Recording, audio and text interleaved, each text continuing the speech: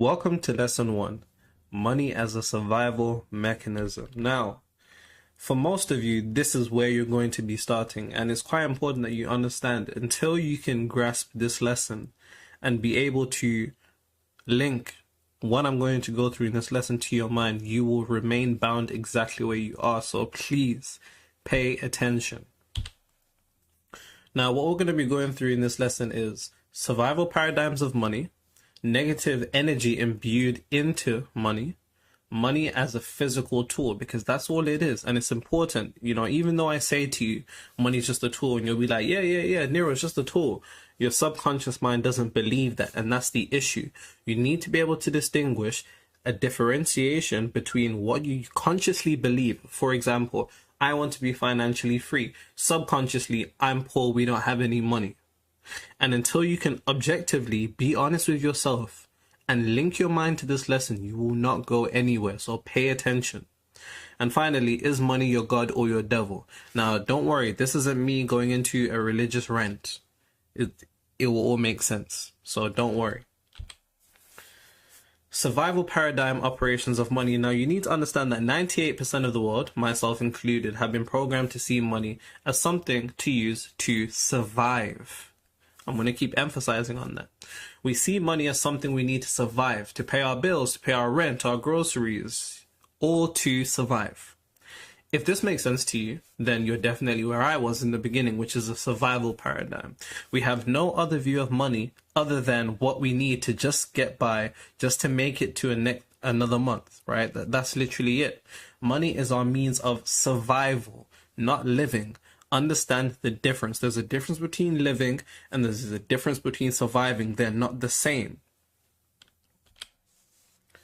Negative energy imbued into money. Now, the first thing that you need to understand is that money is a thought form. I'll go into more detail about that later, but essentially a thought form is nothing more than a collection of thoughts, what we call ideas. Money is an idea. It's not something that is fixated and inherently in the world. Like a tree. A tree isn't a thought form. A tree is inherently in the world and it's there, and it's not generated from the thought forms of any individuals, but money is. That's all it is. It's a thought form. Now, due to the survival paradigm that we experience, a whole range of low vibrational emotions, which is energy in motion, energetic vibration, such as sadness, anger, humiliation, shame, and apathy all revolve around money. Now, pay very close attention, because if you're in a survival paradigm, then every emotion that you could experience about money has just been listed there.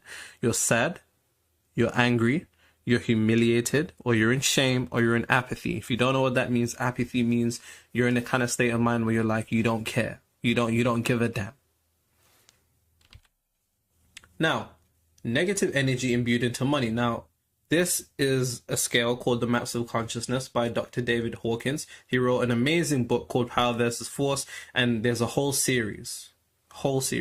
There's even one called Levels of Consciousness. I've got one behind me called Reality, Spirituality, and Modern Man. He's got a whole series. You should check out his stuff. Extremely profound, amazing author, amazing spiritualist. Now, he developed the Maps of Consciousness, which he created energetic logs for each emotions that we could experience. As you can see at the bottom, it begins with the survival paradigm. Then it goes to reason, integrity, then spiritual paradigm.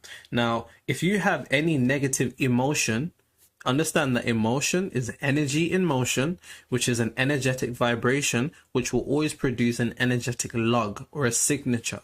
As you see there, I've circled it. We are kept vibrating extremely low when operating from a survival paradigm. Extremely low. We either scorn that we don't have enough and others do. We either hate money or hate ourselves for the lack of having it while others have it. We crave money. We need it. We need it to survive. We have anxiety about money, the lack of. We regret how foolishly we spend money, making it to another month and thinking, damn, I don't have anything left. Where did it go? Oh my gosh. We have despair when we think about money. We blame the world or God for not having any, and we are humiliated by our poverty. Now, you can see that all of these emotions keep you corresponding below 175. Now, there's no way you can reach higher levels of enlightenment or higher states of consciousness while being in a survival paradigm. It's just not going to work. So until you can transcend these emotions and make it first to courage, then you're going to be trapped. Because as you can see, the red line is what distinguishes where we are. The spiritual science of imbued emotion. Like I told you, emotion is energy in motion, which is energetic vibration, which produces a signature that we call a frequency or a lock, an energetic lock. Emotion supercharges thought, and it attaches itself so tightly, which increases the chance of that manifesting into reality. The stronger the emotion we feel in reference to money, the more persistent that reality will remain as our experience. Now stop. Think about your life. Think about every experience that you've gone through, what you're going through right now. If I've just described what you have, any of these emotions in regards to money or of the survival paradigm, emotion is what supercharges thought. Now, people often say thoughts create reality. This isn't true. Now, if you want more information on that, you should definitely look into getting the reality control cheat code program, which goes into that. But I will not, spare you guys any information. I'll give it to you. So pay very close attention to what I'm about to say, because this is the foundation of that program. Thought does not create reality alone. Thought and strong emotion create reality. Because how it goes is thought produces a wave. Emotion attaches to that wave, and depending on how strong that emotion is, it supercharges and attaches it, and it increases the possibility of you experiencing it. So what I'm saying is, if you think to yourself right now, I'm a millionaire, of course, that thought doesn't create you being a millionaire. But if you can sustain the adequate state or emotion or energy in motion long enough while remaining and persisting in that thought, that is how reality is created. And not even created, it just means the likelihood of it being a potentiality increases. Now, if you feel sad when it comes to money, angry, humiliated, in shame, apathetic, right? Like, oh, they don't care about us. You need to understand that it is those emotions that are keeping you from receiving and making more money, or earning more money, I should say, because those emotions are persisting your reality. They're keeping it fixated in place. Now, this is the reality cycle. Our minds, of course, are the cause, because reality is an effect. So at the cause, you can see negative thoughts and intense emotion about money are created metaphysically. That's the seed being planted. And then, of course, when the seed is being planted, if we plant an apple tree, we're going to get apples. So in reality, we get apples, and then we think to ourselves, damn, why do I have apples? Well, it's because apple seeds create apple trees. And in the realm of effect or reality, we survive, we're struggling, we're literally suffering in regards to money, but we're suffering an effect, but we think it's the cause. You see the cycle. You are the cause and you are the effect. But because you don't know you're the cause, your effect is sustaining your cause. That's why it's in a cycle. Now, it's important to understand that a lot of our programming inherently comes from our parents. People often look to the institutions and say they want to keep us poor, F the government, it's their fault. No.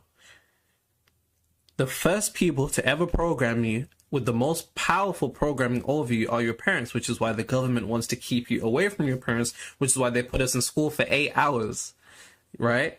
Think about that. Now, during the ages of 0 to 7, your brain is constantly in a brainwave state called theta. Theta is 4 to 8 hertz, and it is the bridge between sleep and consciousness. In other words, it is the door to the subconscious. Now, at this point, you should know that reality is generated from your subconscious mind, not your conscious mind. So thinking I want to be rich and successful ain't enough. It's about what is below your state of consciousness. And truth be told, tell me what's in your subconscious right now. You couldn't tell me. Why? Because it's below your conscious. Now, see your child self as a sponge. Between 0 to 7, your brain is constantly in the state, which is 4 to 8 hertz. Your mind is basically a sponge. Every emotion, every scene, every belief that was around you, you absorbed it with no question because you didn't know any better. For example, if you have in your mind right now that all black people are evil, right? Logically, as an adult, you can say, no, that's not true. And then you can compare it logically and rationalize it. But as a child, you don't know any better. So your mind will accept it. So if you heard stuff like, we can't afford that, we don't have money, money doesn't grow on trees, you think I'm made of money, I told you I can't afford that, we're broke, you know, wealth isn't for people like us, wealth is for them, then you definitely have been programmed into a poverty state. Now, that state of poverty still exists in your subconscious mind, since it has no ability to rationalize. What you think because you're older now, your subconscious mind is like, oh, you know, we were kids then, things have changed. No, it doesn't. It doesn't. And it doesn't adhere to the illusion of time. It doesn't say, oh, that was Nero 10 years ago. It just says, hey, this is the CD that I'm being given. I'm going to keep playing this every single day, and my reality is going to be generated from there. Now, you have to understand this. You have to understand what I'm about to say.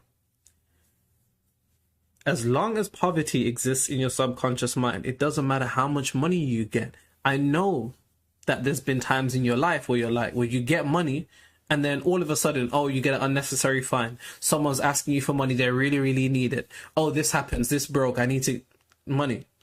And it's like the universe is trying to take any money you get away. And it's because subconsciously you're in poverty. Subconsciously you're saying, we don't have any money. So the universe says, oh, you know what? Let me take his money because he's telling me he ain't got money. So that bit of money he or she have, I'm going to take it. And it does so through, you know, like I said, these different various means. Money is just a tool. A knife can be used to cut bread, or it can be used to kill. It's a tool. A hammer can be used to hit someone's head in or to set up a chest of drawers. It's just a tool. It is just a tool. Money is just a tool. Now, you're probably thinking, you know, oh, I know. No, get this down to a subconscious level. These are things that you need to not understand, but understand and overstand. Is money your God or your devil? Now, what I mean by that is 90% of the world holds so much reverence and respect for money that it is literally their God. How many times, and you know, I grew up in the ghetto, so some games we used to play were like, oh, you know, how much would you slap your mom for? Would you slap your mom for 100 million? Oh, would you kill for 50 mil?